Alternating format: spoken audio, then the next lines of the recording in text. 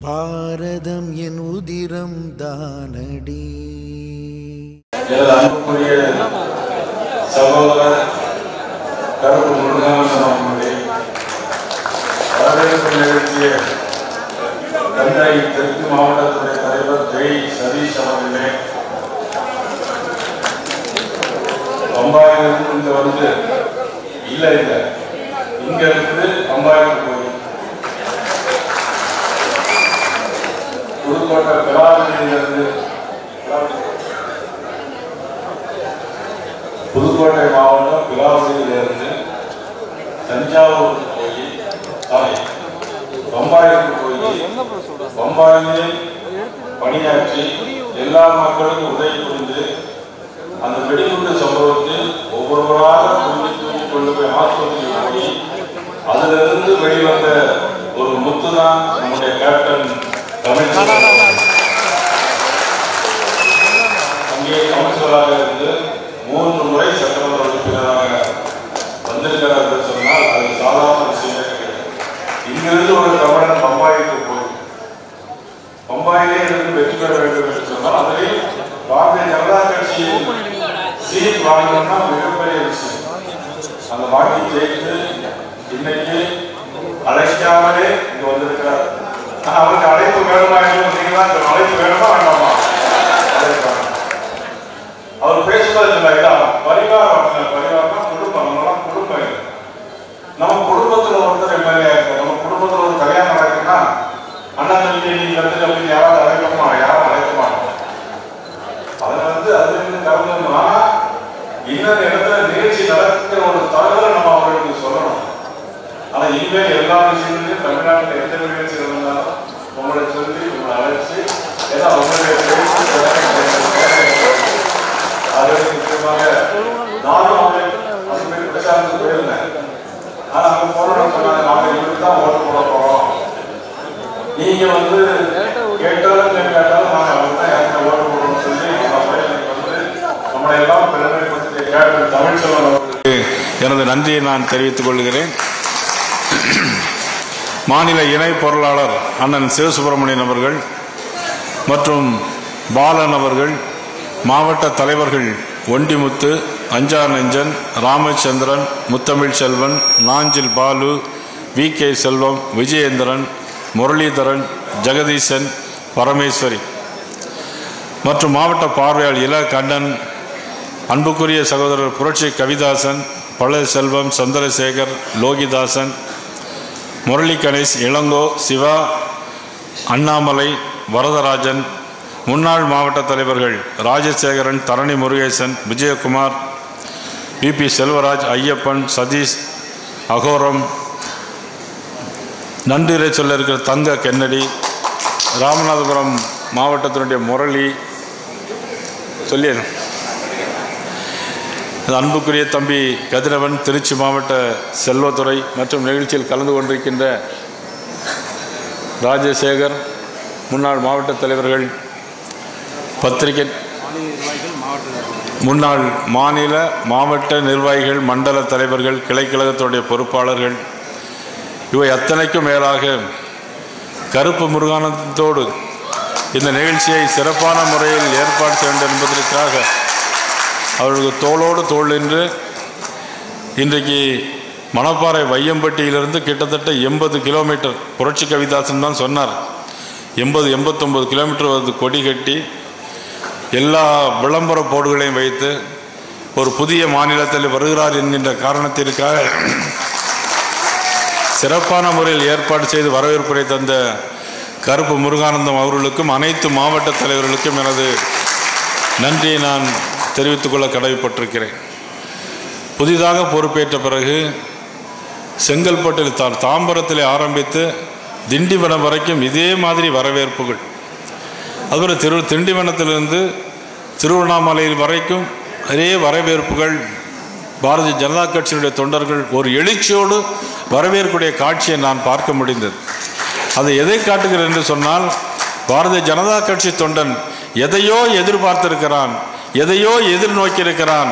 அதுதான் 2026 தேசிய ஜனநாயக ஆட்சி அடிக்கோலாக விளங்கி இருக்கிறது என்பதை எடுத்துக்காட்டுகின்ற வகையிலே இன்றைக்கி காலையிலே திண்டுக்கல்லிலும் மிக பிரம்மாண்டமான கூட்டத்தை முடித்துவிட்டு இந்த நேரத்தில் நான் இங்கே வந்திருக்கிறேன்.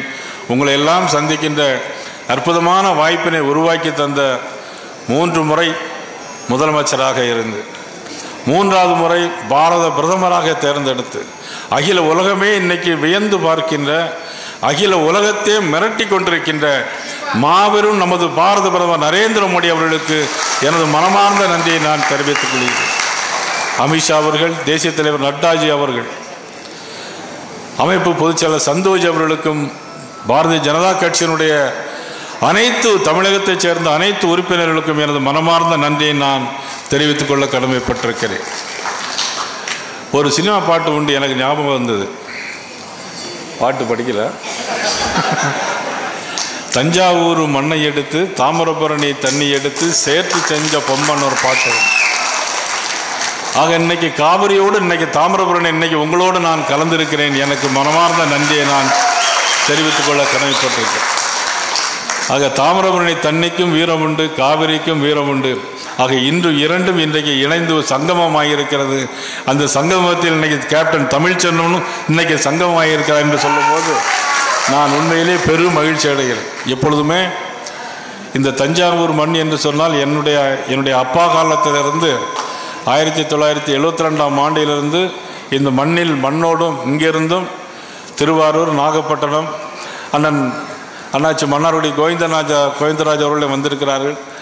ஆக எல்லா அவர்களுக்கெல்லாம் தெரியும். என்னுடைய 12 வயதிலிருந்து இந்த மண்ணை சுற்றி சுற்றி வந்து எல்லா ஊர்களையும் எனக்கு தெரியும். அந்த அளவிற்கு இந்த மண்ணை நான் நேசிப்பவன். இந்த மண்ணோடு, இந்த மண்ணில் பிறந்திருக்க வேண்டாமா என்று நினைக்கக்கூடிய அளவிற்கு இந்த மண்ணோடு உறவு கொள்ள நினைக்க துடிப்பவன். ஆக இந்த தஞ்சாவூருக்கு வந்ததில் நான் பெருமை கொள்கிறேன். உங்கள் அனைவருக்கும் நான் என்னுடைய வணக்கத்தை நான் தெரிவித்துக் கொள்ள கடமைப்பட்டிருக்கிறேன். மதிப்புக்குரிய ஸ்டாலின் அவர்கள், மதிப்புக்குரிய முதலமைச்சர் ஸ்டாலின் அவர்கள், யார் இந்த சா? நாங்கள் என்ன அண்ணா யூனிவர்சிட்டியில் போய் யார் இந்த சாருன்னா கேட்கோம்? அண்ணா யூனிவர்சிட்டியில் போய் நாங்கள் இந்த யார் இந்த சாருன்னா கேட்குறோம்? 7 மணிக்கு அப்புறம் எந்த பெண்களுமே போக முடியல. கேட்டால் அந்த சார் கூப்பிட்றாரு, வரீங்களான்னு கேட்குறாங்க. நாங்கள் அந்த சாரை கேட்கல, இவர் இந்த சா யாருன்னு கேட்குறார். அந்த சா யாருன்னு முதலமைச்சருக்கு நான் இப்போ சொல்கிறேன். அந்த சா யாருன்னாக்கி ஹரியானா மாநிலத்தில் பாரதிய ஜனதா கட்சியை ஆட்சியில் கொண்டு அமைத்தவர் தான் அந்த ஷா. அவர் தான் உள்துறை அமைச்சர் ஷா அமித்ஷா. அதன் பிறகு மகாராஷ்டிரா மாநிலம், இந்த தேர்தலில் நானும் அந்த தேர்தலில் போயிருந்தேன். மகாராஷ்டிரா மாநிலத்தில் சிவசேனா, அது பிறகு ஒரு குழப்பமான சூழ்நிலை, மந்திரி சபை மாற்றி அமைச்சு அப்படியெல்லாம் இருந்தது. ஆனால் அதுக்கு பிறகு அந்த தேர்தலில் நான் கூட நினைத்தேன் எப்படி வெற்றி வாய்ப்பு இருக்குமோ இல்லையோ என்று நினைத்தேன். ஆனால் அங்கேயே இன்னைக்கு தனிப்பெரும்பான்மை ஆட்சி பிடித்து அண்ணன் கேப்டன் தமிழ்ச்செல்வன் உட்பட இன்னைக்கு சட்டமன்ற உறுப்பினர் அங்கே பாரதிய ஜனதா ஆட்சியை கொண்டு வந்தவர் நம்முடைய ஷா, அவர் தான் அமித்ஷா. அதன் பிறகு டெல்லி பட்டணத்தில் ஆம் ஆத்மி கட்சி ஆட்சியில் இருந்து பாரதிய ஜனதா கட்சி ஒரு சீட்டு கூட அங்கே கிடையாது. அங்கே ஒரு சீட்டு கூட கிடையாது. ஆனால் இன்னைக்கு டெல்லி பட்டணத்திலும் பாரதிய ஜனதா ஆட்சி கொண்டு வந்தவர் அந்த ஷா, அவர் தான் அமித்ஷா. அதே அமித்ஷா தான் இன்னைக்கு தமிழ்நாட்டுக்கும் வந்திருக்காரு. என்னையும் மாநில தலைவராக கொண்டு வந்திருக்காரு. கூட்டணியும் கொண்டு வந்திருக்கிறாரு. அந்த கூட்டணி அதிமுக கூட்டணி, தேசிய ஜனநாயக கூட்டணி, நிச்சயமாக வெல்லுகின்ற கூட்டணி. நீங்கள் சொல்வது போல் கள்ள கூட்டணி அல்ல, நீங்கள் தான் கள்ள கூட்டணி வைத்திருக்கிறீர்கள். இன்னைக்கு பாலிமர்சு பத்திரிகையிலே எங்களது கூட்டணிக்குள் பிளவு இல்லை என்று சொன்னால் பிளவு வரப்போகிறது என்று தானே அர்த்தம். பிளவு இல்லை என்று சொன்னால் எப்படி? நெருப்பில்லாமல் புகையா? அவள் கூட்டணி கூட எல்லா கட்சிகளை சார்ந்தவர்களும் மந்திரி சபையில் இடம் கேட்கிறாள் என்று வேற சொல்கிறார். சரி, அதனுடைய கூட்டணி விவகாரம் அது மட்டுமல்ல. தமிழ்நாடு மத்திய அரசுடைய கண்ட்ரோலில் இல்லை, அவுட் ஆஃப் கண்ட்ரோலில் போயிடுச்சு அப்படிங்கிறார். நான் சொல்லுகிறேன், மதிப்புக்குரிய முதலமைச்சர் அவர்களுக்கு 2026 தேர்தல் வரப்போகிறது. விலைவாசி உயர்வு, பாலியல் வன்கொடுமை, எங்கு பார்த்தாலும் கஞ்சா, போதைப் பொருட்கள், எங்கு சட்ட ஒழுங்கு சரியில்லை, பள்ளிக்கூடத்திலே மாணவர்களுக்கு கத்தி குத்து வெட்டு, இதையெல்லாம் வைத்துக்கொண்டு சொத்து வரி உயர்வு, மின்சார கட்டண உயர்வு, ஆண்டு ஒன்றிற்கு மின்சார கட்டணத்தை 6% உயர்வு, இதையெல்லாம் மக்கள் சிந்தித்து சீர்தூக்கி பார்த்திருக்கிறார்கள். நிச்சயமாக சொல்வேன், 2026 தமிழ்நாட்டில் உங்களுடைய ஆட்சி அவுட் ஆஃப் கண்ட்ரோலாக ஆகப்போகிறது என்பதை இந்த நேரத்தில் நான் தெரிவித்துக் கொண்டு, அதற்காக நாம் என்ன செய்ய வேண்டும்? நம்முடைய கூட்டணி உறுதியான கூட்டணி. யாரால் ஏற்படுத்தப்பட்டது? நமது உள்துறை அமைச்சர் அமித்ஷா அவர்களால் ஏற்படுத்தப்பட்ட அந்த அற்புதமான கூட்டணி நிச்சயமாக வெல்லும். யாருக்கும் சந்தேகம் வேண்டாம். நீங்கள் செய்ய வேண்டியது, நம்ம ஆட்கள் நிறைய இந்த சோசியல் மீடியாவில் நிறைய வேலை பார்த்துட்டு இருப்பாங்க. கீழே வேலை பார்க்குறத காட்டிலும் சோசியல் மீடியாவில் அதிகமாக வேலை பார்ப்பாங்க. ஆனால் நீங்கள் செய்ய வேண்டியதுன்னா, ஃபேஸ்புக் ட்விட்டரில் என்ன செய்யணும் அப்படின்னா, நீங்கள் தயவுசெய்து யாரையும் புண்படுத்தாமல், யாரையும் அநாகரிகமாக எழுதாமல், நாகரீகமான முறையில் நீங்கள் போடுகிற ஒவ்வொரு பதிவும் இது நியாயமானது, பாரதிய ஜனதா கட்சியை சேர்ந்தவர் போடுறது நியாயமான ஒரு பதிவு அப்படிங்கிற போல நிப்பாட்டுகிறோமே தவிர, கூட்டணியை பற்றியோ மற்ற யாரை பற்றியோ விமர்சனங்களை யாரும் தயவு செய்து நீங்கள் சொல்ல வேண்டாம், செய்ய வேண்டாம் என்று நான் அன்போடு இந்த நேரத்தில் கேட்டுக்கொள்வதோடு, இன்றைக்கு 12 மாவட்டத்திலிருந்து வந்திருக்கிறீர்கள். 3 நாட்களாக இன்னைக்கு சென்னையிலிருந்து புறப்பட்டு இன்னைக்கு தஞ்சாவூர் வரைக்கும், சேலம், கோயம்புத்தூர், திண்டுக்கல் எல்லா கோட்டங்களையும் இன்னைக்கு கடந்து இன்னைக்கு முடிவு போகிறது. இன்னும் 2 கோட்டங்கள் இருக்கிறது.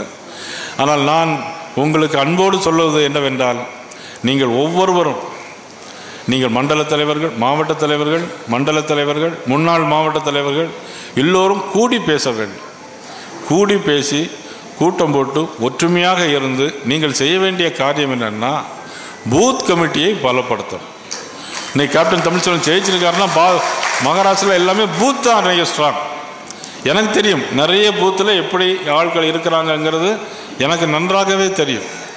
ஆக நீங்கள் இனிமேல் ஒவ்வொருவரும், முன்னாள் மாவட்ட தலைவர், மண்டல தலைவர்கள், நமது பூத் கமிட்டி, கிளை கழக கமிட்டி, நீங்கள் இனிமேல் எல்லாம் கூடி பேசி இருந்து உண்மையான பூத் கமிட்டியை நீ கண்டெடுத்து, இன்றிலிருந்து நமது சபரிமலைக்கு விரதம் இருந்தால் எப்படி 41 நாள் விரதம் இருப்போமோ அதுபோல் இன்னொரு 10 மாதம் இன்றிலிருந்து நீங்கள் நமது கட்சி பணி, தாயக பணியில் நீங்கள் உங்கள் ஒவ்வொருவரையும் நீங்கள் ஈடுபடுத்திக் கொண்டு வேலை செய்கின்ற நேரத்தில் அனைத்து இந்திய அண்ணா திராவிட முன்னேற்ற கழகம், பாரதிய ஜனதா கட்சியினுடைய கூட்டணி வெல்லுகின்ற கூட்டணியாக அமையும். அந்த நேரத்தில் உங்களுக்கு இப்பொழுதெல்லாம் கொடி கட்டக்கூடாது, போஸ்டர் வைக்கக்கூடாதுன்னு சொல்லுகிற எந்த ஒரு காவல்துறையும் இனிமேல் இந்த ஊரில் இருக்க மாட்டார்கள், வெளியூருக்கு போய்விடுவார்கள் என்பதை நேரத்தில் உங்களுக்கு சொல்லி, உங்கள் ஒவ்வொருவருக்கும், ஒவ்வொரு பாரதிய ஜனதா கட்சியினுடைய தொண்டன் ஒவ்வொருவருடைய காலிலே அடிபட்டால் இந்த நயினார் நாயனுடைய கண்ணிலே வலி இருக்கும் அளவிற்கு உங்களோட தோளோடு தோழென்று நான் உங்களுக்கு பாதுகாப்பாக இருப்பேன் என்பதை நேரத்திலே சொல்லிக் கொள்கிறேன். ஏனென்று சொன்னால், ரங்கராஜ் பாண்டே அவர்கள் பேட்டியிலே கேட்டார்கள் என்னிடம், நீங்கள் தானே பாரதிய ஜனதா கட்சியினுடைய தலைவர், நீங்கள் தானே கூட்டணியை பேச வேண்டும் என்று சொன்னார். நான் சொன்னேன், என்னுடைய பணி எப்பொழுது எங்கள் பூத் கமிட்டி, கட்டுமான பணி, மாவட்ட தலைவர்கள், நமது கழக நமது தோழர்கள் அனைவரும் என்னென்ன பிரச்சனைகள் இருக்கிறதோ இங்கே கட்சியை வளர்ப்பது என்னுடைய வேலை. மாவட்ட தலைவரோடு இருந்து பணியாற்றுவது என்னுடைய வேலை.